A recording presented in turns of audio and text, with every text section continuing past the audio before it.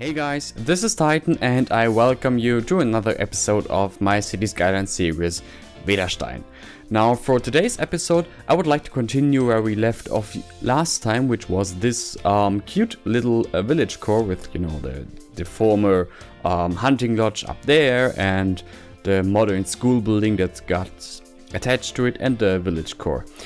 And today I would like to develop this whole a bit further upstream and add a small station here. It is quite close to the actual city of Vedastein and its station, but I think for, you know, sort of tourist reasons, so that tourists or day trippers could go here by train and then go hiking, I think this would be quite fitting. And in fact, in the original region, small stations at such small places actually exist, so I'm taking that as, you know, a way to just, you know, pretend I can do that.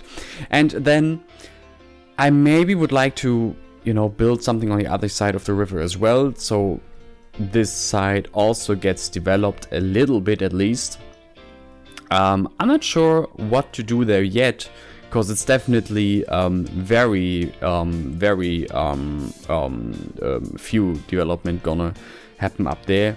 But we'll see what we can up with, and I think let's just go straight into the time lapse and see what I came up with there. So without further ado, let's go straight into the time lapse, and what we have is, first of all, that I'm again emptying the area that we're gonna work today. Now I'm using one of my ancient by now modular platforms, because the old style has, what a stupid sentence, the old style that this old style has, I thought would fit the best with the little village situation we have going on, just to show that it has been renovated, but it's an older station that probably wouldn't have been built in more recent days. And then I also, as we see, extended the village a bit more into that direction. Now for the station buildings, I'm using a few station buildings that aren't released yet, but I'm sure I'll do so in just a bit, so stay tuned there, and you'll be able to use them as well. They're originally intended for a narrow gauge train that I'm planning on this map as well, but I thought they would fit perfectly here, and as a matter of fact, I think they do. Then I had to connect them to the streets. Boy, was that difficult. You see that first of all I tried using the vanilla paths to very slumpy, I think that's the correct term, right? Slumpy, connect them to the streets. It worked in the end, but it took me quite a while, and you'll see me working a bit more in this video as well on it. It takes a while, but at least now, or in the end result that you'll see at the end of the video, people will actually use the underground passages beneath the platforms and go or exit the station on both sides, which it's like it more than makes up for all the struggles I had with the connections there.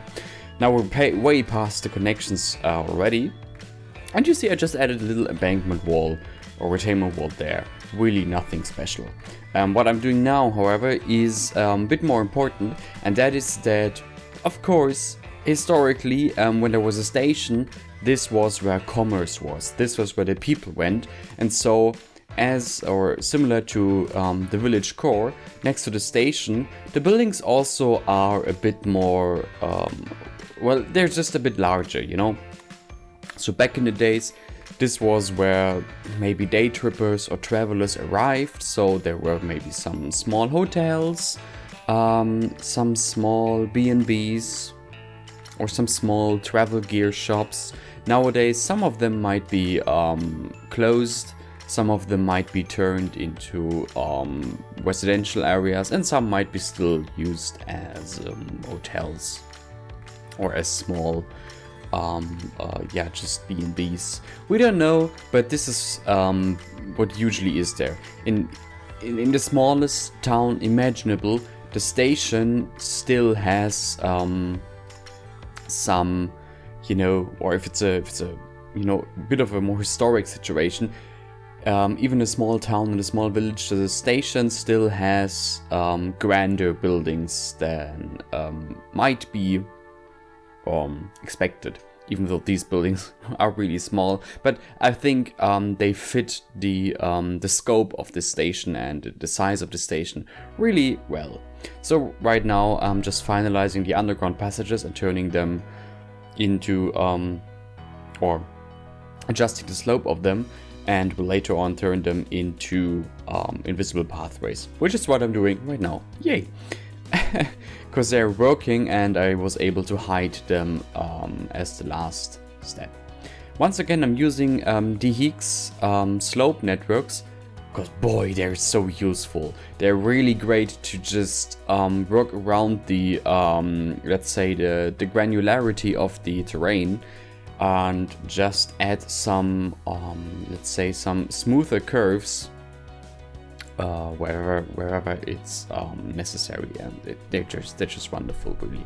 Now again, doing the same here, connecting the platform with invisible paths, and then we're just copying some buildings over again, and developing the area around the station. Again, the buildings are a bit bigger than your average village building, which is because this used to be the sort of local center of quote-unquote commerce.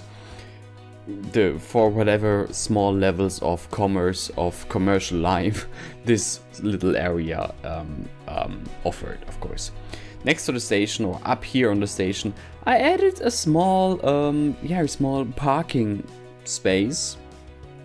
But to give it a little bit more character, I had it, built it in a way that this is just an raised terrace, everything a little bit overgrown, only mud and dirt, and just 3 cars there. It sells everything we need to know. On the other side of the station, the grand commercial development slowly transitions into detached residential houses. So first of all, we had some more historic residential houses directly next to the station, and now I copied some more recent residential houses from a village we did a few episodes ago to also emphasize the more recent development here. And then always foliage pulls everything together and creates connections between the different areas here and there, and just makes the whole scene look more alive, and as a result more realistic, which if you're following this channel is of course very much appreciated. Again, using these lawn tufts, they're just so useful for small scale ground level detail, and some bushes, some trees. Wonderful, isn't it? It's so easy. Then I started detailing the platforms, and as this is a small rural station, there really isn't much to do here, so I'm adding some shelters. These shelters are from Seabud, and as they don't have glass, I just add a glass pane myself. Easily done, very quick addition. But if you're browsing around the station, just seeing this little bit of reflection in the shelter really helps selling this whole build. Some historic station lamps again to bring it all together, because I do tend to forget lamps, and I took the liberty here to add a custom destination display that would fit this situation. So we actually have suburban trains between Meissen and the city of Děčín in the Czech Republic that stop here.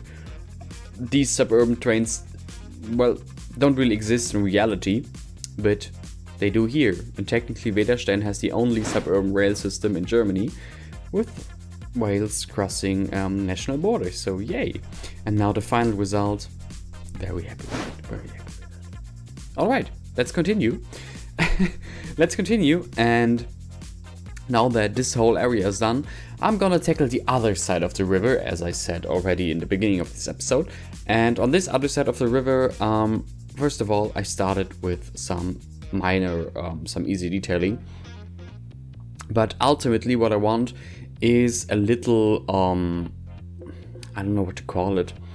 It's a little vacation home, maybe. It's a little country retreat that you know, can just book some rooms and enjoy your vacation on the countryside. Now, I decided to use these American seaside buildings from Jez's CCP here, because while their matter of material doesn't quite fit, I think the overall design fits this region quite well, and so I just adjusted them by adding, as you see, some POs to give them some sandstone foundations, some sandstone detailings all around the building, which helped a lot, surprisingly, to my own surprise actually. It helped a lot to have these buildings appear as if they're actually from this region here and not from the American countryside or from the American seaside, I guess. Really simple addition, really simple change, but it helped so much making them blend in here. And I'm really happy with how they turned out. Now just plopping some block services in there so that they're actually used, and then we can continue with the outside of this country retreat. And I thought, if this is a country retreat that's used for maybe families that want to get out of the city and spend some maybe 2 or 3 days here, there would be some, you know, campfire places where you can just chill in the evening, have a campfire. There's a football court for those that don't want to sleep in the building but only have their food in there, you know, have dinner and breakfast buffet. There's also a small campsite outside, so it's really just a countryside retreat.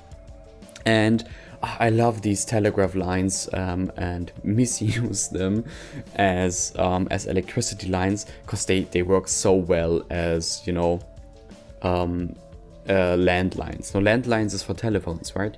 For electricity lines, overhead electricity lines, they work so well, they look so good, they're a really great addition, and just sell the rural theme I want to go for here. And to bring out the nature aspect just a little bit more, I added again Grey Flames rocks here behind this whole scenery. So we have the river and we have the highlands, and between the river and the highlands there's this steep cliff with bare rock visible between the trees. I really like that, and it just, especially if you're looking from down below, so like from the river level upwards, it adds a really great level of detail that's just a joy to have, really. And then we're just wrapping this whole area up with some trees, and lastly with some decals, as well as some detailing on the shore of this river. And guys and girls, actually that's it for today. It was a bit of a shorter episode, but I think the area nevertheless turned out quite nice. It is a great addition for Vedastein, and yeah, sometimes I just need to do some shorter episodes. So with this before and after shot, I hope you enjoyed this video and the little progress we did today. Thanks for tuning in again. It's fun as always. Stay tuned, stay healthy, see you in the next video. If you want to support me further, you can jump on over to my Patreon channel for early access to assets or videos. And to all the people that already support me on Patreon, I love you. Thank you for that. You know that. That's it for today. Thanks for watching. See you next time. Have a great time. And then, yes, bye.